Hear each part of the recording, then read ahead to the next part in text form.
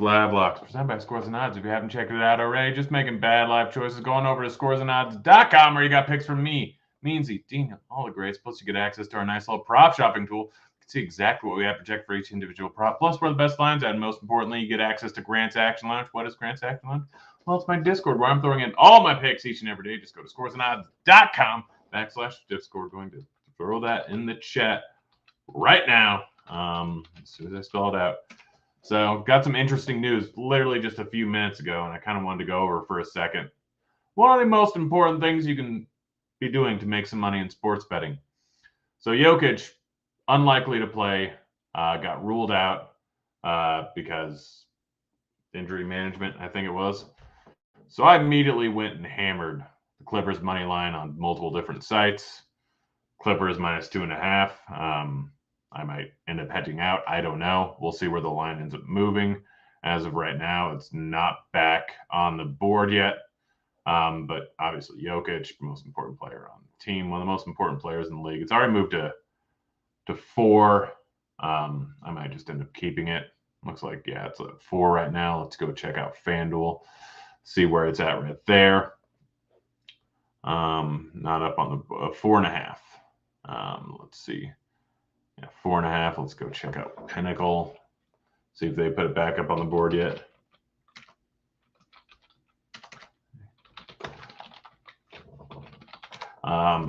Yeah, so if you can get quicker than the sports books before they take them down, then you can generally have a pretty massive edge on some of these things when it comes to certain injury news. Yeah, it doesn't look like it's on the board yet. Over at Pinnacle, back off the board. Over at FanDuel, moving over at DK at 4.5. It'll probably settle around 5. But yeah, Dean's being a big dummy. Yeah, we got picks today. Might as well just get right into it. I'll start off with basketball. It's going to go real quickly considering half my lines are gone. Jokic, probably not going to play. So both that and this one are gone. But Steph Curry, over 27.5 points, minus 111 over at Sports Illustrated, minus 106 over at Superbook. I think we can get minus 110 over at MGM, but it might have already moved. Curry looks like he should be back to somewhat normal minutes. This line is just far too low. Looks like the best line is at minus 130. So now it's no longer viable. Don't hate it at 28.5 and minus 110 over at FanDuel, but not loving it. Keegan Murray under 13.5 points, minus 115 over at FanDuel. I'm guessing is another one that has already moved. If you Action Lounge, should have gotten it earlier today. One line that let's see, Keegan Murray moved to minus 120. I still don't hate it at minus 120. I got minus 115. Eric Gordon over 12.5 points has moved to 14 already. So that's pretty much worthless.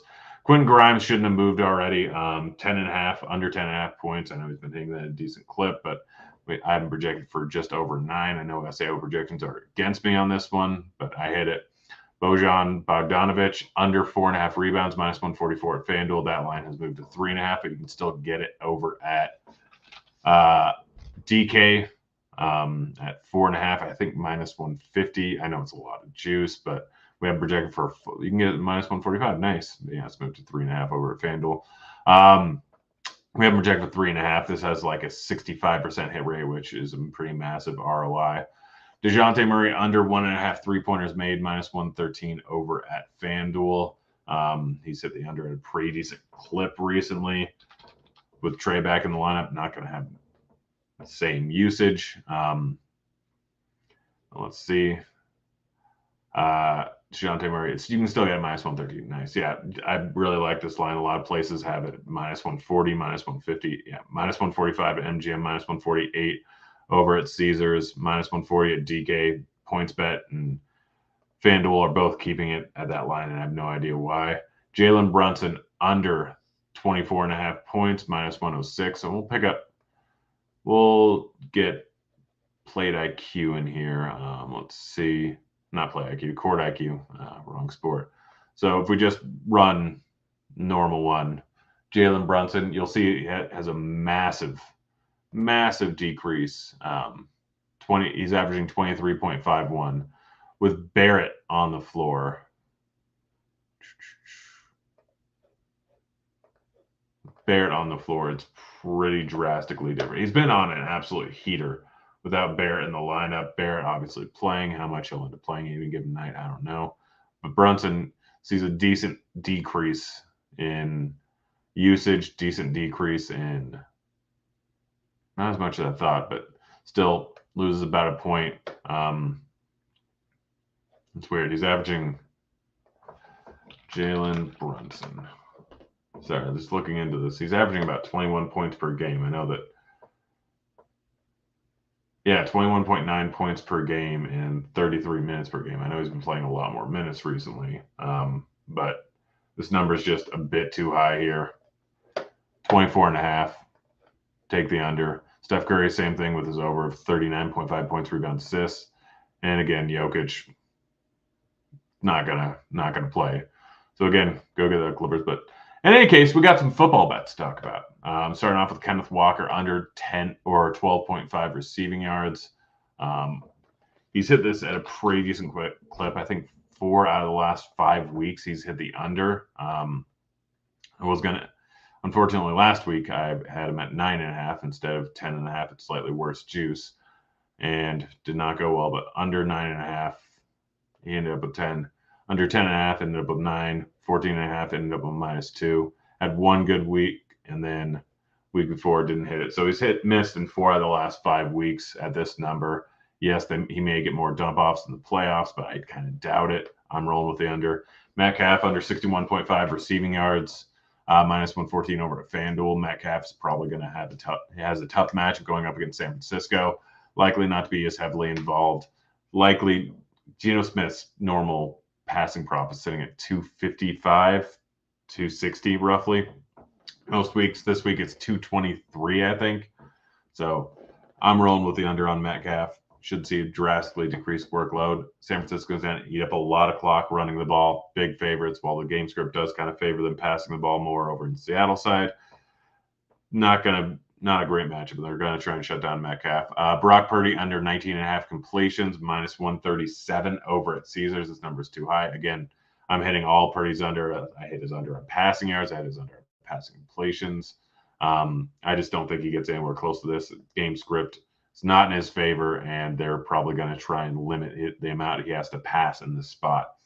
Geno Smith over 20.5 completions, -127. Again, big positive game script. While I'm not ready to quite pull the trigger on his passing yards yet, and I don't think he's going to have a great game. 20.5 completions. He's one of the highest, maybe he finished the season the highest passing completion percentage guy in the league.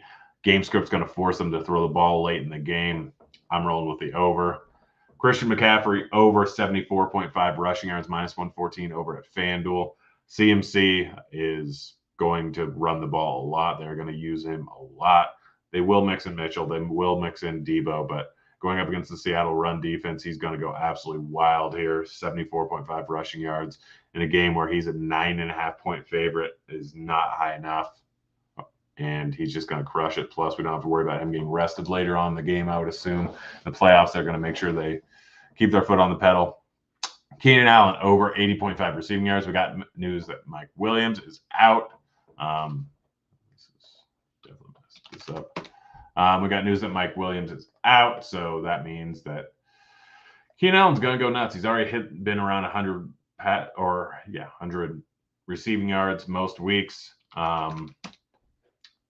He's going to get over 80 in this spot. He's going to probably end up with 14 targets here. He's the main guy outside of Eckler in this receiving game, and Herbert's going to throw for 300 yards. So easy over. Trevor Lawrence over 13.5 rushing yards. He's right. This is below his median outcome. And on top of this playoff game, he's going to try and get it done on the ground. Skylar Thompson over 171.5 passing yards, -114 at FanDuel. Absolutely love this. I know that he hasn't hit the over on this once, and it's a tough matchup versus the Bills, and it's going to be cold, but they are going to have to pass the ball. They're going to try and win the game. It's playoffs. They have to try and win the game. 171.5 is drastically too low. What do we have him projected at? I assume we have him projected for more than that. Yeah, no, there we go. It's already moved up to 183.5. It's already up 10 yards. I got it shortly after it came out. Still don't hate it. 183.5 passing yards, but this was an easy over. Hawkinson, I already talked about this yesterday. Rolling with his over. Daniel Jones under 244.5 passing yards. This is minus 115 at win. This is likely this high because of his last matchup versus the Vikings, where I think he had 330 passing yards, I want to say, maybe 350. But median outcome is well below this. This is just too high of a line. Dalvin Cook under 2.5 receptions. He's been hitting the under a decent clip recently. And that's it. That's the show. We'll be back again tomorrow. Let's see what the line for the Clippers game is. Still at 4.5. Likely going to stay there. Let's see what DK has it at. 4.5. Yeah, I might just be rolling with it. Yeah, that's the show. Hope you guys enjoyed it. Be back again on Monday. Good luck on your bets. I'm out of here. Later, kids.